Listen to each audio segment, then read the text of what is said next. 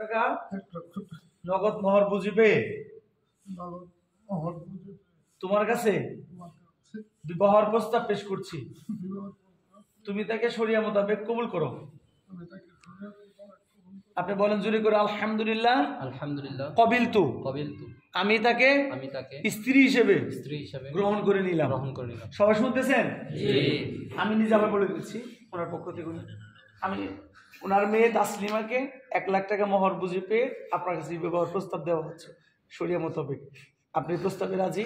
আলহামদুলিল্লাহ। আপনার কাছে প্রস্তাব পেশ করা হচ্ছে তাসলিমাকে 1 লাখ টাকা মোহরের বুঝে পেয়ে তাকে আপনি বিবাহ করেন। আপনাকে তাসলিমা স্ত্রী হিসেবে কবুল করেছে, তার ইজেন আমরা এনেছি।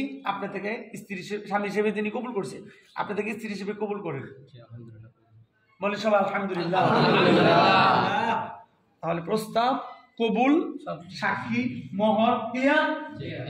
সবাই আলহামদুলিল্লাহ। এদের জন্য দোয়া করেন, সবার সুন্নতি দোয়া। বারাকাল্লাহু লাকা ওয়া বারাকা আলাইকা ওয়া জামাআ বাইনাকুমা ফি খায়র। আল্লাহ তোমাকে বরকতময় করুক, তোমার কারণে আমাদেরকেও বরকত দান করুক, তোমাদের দুইজনকে স্বামী স্ত্রী হিসেবে সারা জীবন একসাথে রাখুক। কেমন দোয়া নবী শিখাইছে?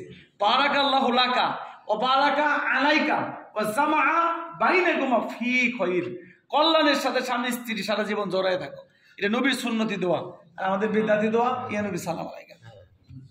আমরা সুন্নাত মোতাবেক বিবাহ করলাম অনেক সংক্ষিপ্ত ভাবে। আমার আজান দিতে হবে, চাবিটা রেখে চলে গেছে। আল্লাহ হাফেজ। বন্ধুটি মাফ করবেন, আমার কথা জিজ্ঞেস করবেন, মাফ করবেন। আমার চাবি